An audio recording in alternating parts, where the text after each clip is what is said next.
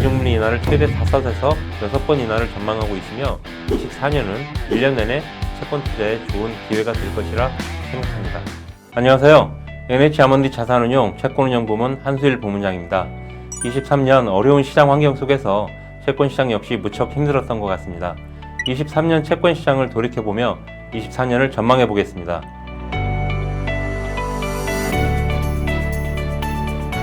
22년이 1년 내내 금리가 상승하는 일방향 폭등장이었다면 23년은 연초 석 달간 급등락을 반복한 후 7개월 상승 그리고 연말까지 2달 하락하는 등 극심한 변동성 장세의 한 해였습니다. 당초 22년 말부터 기준금리 인상 사이클 종료 기대감이 크게 확산되면서 금리의 중장기 하향 가능성이 전망되었지만 23년 4월부터 7개월에 걸친 긴 상승 국면이 시작되었습니다. 한국은행은 1월에 기준금리 1회 인상 후 긴 동결 국면에 진입하였으나 미국은 올해만 4차례 총 100bp의 추가 기준금리 인상을 단행하였습니다. 당초 예상과 달리 기준금리 인상 사이클은 계속되었고 시장금리는 상승하였습니다. 특이한 점은 한국은 미국과 달리 기준금리 인상이 한 차례에 그치고 이후 계속 동결하여 미국 대비 한국 기준금리가 200bp 역전되고 국채금리도 미국 대비 역전폭을 더욱 확대해 나갔다는 것입니다.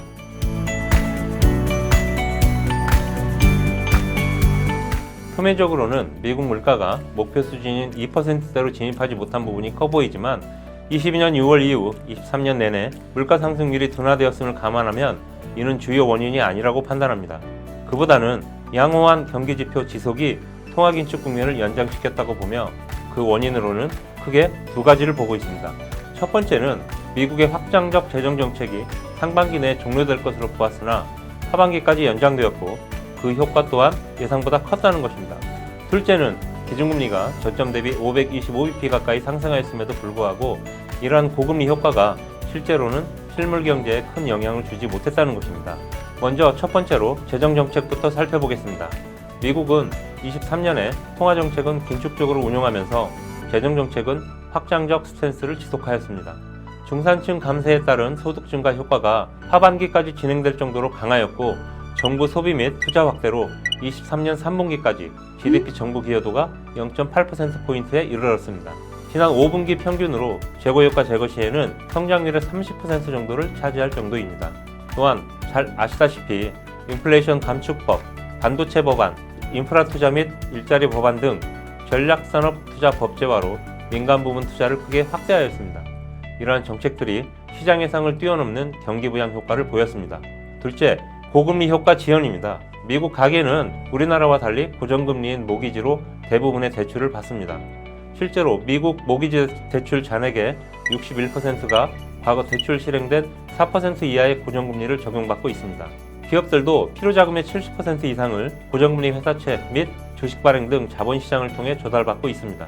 결국 이러한 가계 및 기업의 자금 조달 구조로 인해 기준금리 인상이 시장금리와 이자 비용을 상승시키고 이를 통해 소비를 둔화시키는 메커니즘이 시장 기대만큼 작동하지 않았다고 보고 있습니다.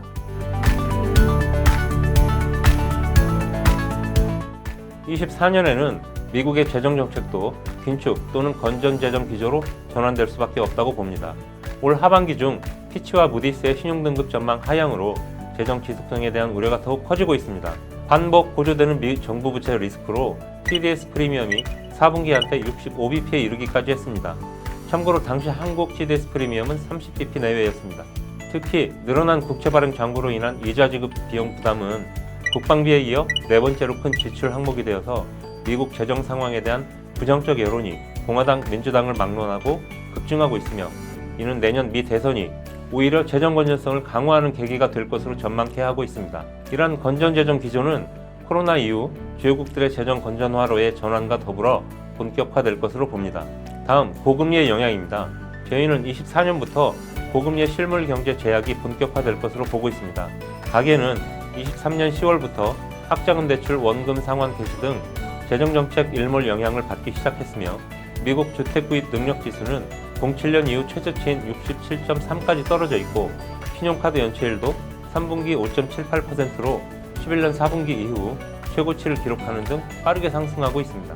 또한 글로벌 기업들의 24~25년 중만기도래 회사채가 1조 달러를 상회하는 등 고금리로의 롤오버 리스크에 그대로 노출되어 있는 상태입니다. 이러한 요인들은 24년에 미국 가계 소비 둔화와 기업활동 위축 등 경기 하강 요인으로 크게 작용할 전망입니다.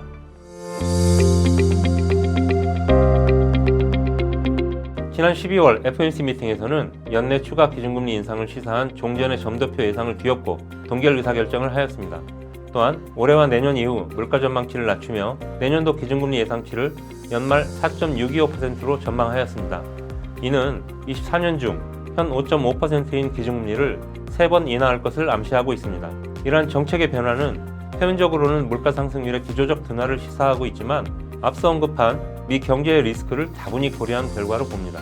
고금리 효과가 본격화되고 건전재정 기조로 전환된다면 통화정책의 역할은 더더욱 중요해질 수밖에 없기 때문입니다. 우리나라도 2분기 말부터 매 분기마다 한 번씩 금리 인하를 하여 24년 말까지 총 3번의 기준금리 인하를 예상합니다. 우리나라의 경제 펀더멘탈은 아직은 양호한 미국보다는 중국의 경제 부진의 영향을 더 받고 있기 때문에 내수와 수출 모두 조기 금리 인하가 필요한 상황이지만 금리 인하 시점은 미국과 동행할 것으로 예상합니다.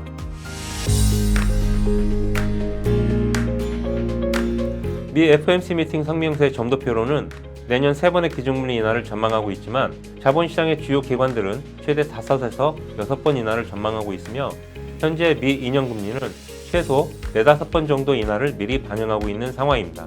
내년 상반기에 경기 둔화 조짐이 예상보다 분명해지거나 물가 상승률 둔화가 유가 하락 등의 이유로 빨라진다면 시장금리 하락 속도는 더욱 빨라질 수 있습니다. 그러나 그간 연준이 보여준 후행적 스탠스와 최근의 견조한 고용지표 등을 감안하면 미 금리 인하는 2분기부터 3번에서 4번 실행될 것으로 예상하고 있습니다. 따라서 시장금리가 최근 2달 동안 100bp 이상 하락하며 금리 인하를 지나치게 선반영했다는 인식이 강해지면 1분기에는 금리가 방향성 없이 횡보하거나 일부 상승할 리스크도 있습니다. 그러나 2분기 이후 금리 인하 가능성이 좀 더 커지면 본격적으로 시장금리 하락이 재개될 것으로 예상하며 이때부터는 장기물보다는 단기물의 하락폭이 더 클 것으로 예상합니다. 우리나라의 경우도 미국과 거의 동행하여 금리 인하가 시작될 것으로 예상하기 때문에 1분기가 연중 금리 고점이 될 가능성이 높아 보입니다. 이후 2분기부터 시장금리가 하락할 것으로 예상하며 미국과 마찬가지로 3년물 등 중단기물 금리의 하락폭이 장기물보다 클 것으로 예상합니다.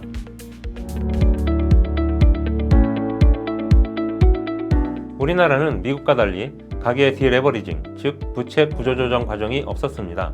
이러한 가계부채의 과다는 부동산발 리스크가 발생하였을 때 소비 위축 등 내수부진 리스크를 더욱 키우는 요인입니다. 또한 대출의 상당 부분이 변동금리이기 때문에 최근 몇 년간의 금리 인상으로 인해 가계의 이자 부담이 이미 커져 있는 상태입니다. 덧붙여 미국과 달리 우리나라는 재정긴축 기조를 이미 실행 중이며 24년에도 지속될 것으로 보여 성장에 있어서 정부 기여도 기대하기 힘든 상황입니다. 이로 인해 내년도 국채 순발행량도 감소하여 여러 요인들을 감안하면 예상을 상회하는 수출의 회복이 없을 경우 국내 금리의 하락 압력은 주요국 대비 매우 클 전망입니다. 돌이켜보면 최근 2달 동안 시장금리가 100bp 가까이 하락하였고 미 연준의 금리 인하 사이클로의 전환 시사 등을 감안하면 23년 하반기가 고금리 채권 투자에 좋은 기회였을 수 있습니다. 하지만 내년 1분기에 금리 인하 선반영에 따른 조정 심리로 금리가 횡보 또는 상승한다면 이는 다시 한번의 채권 투자 기회가 될 것입니다.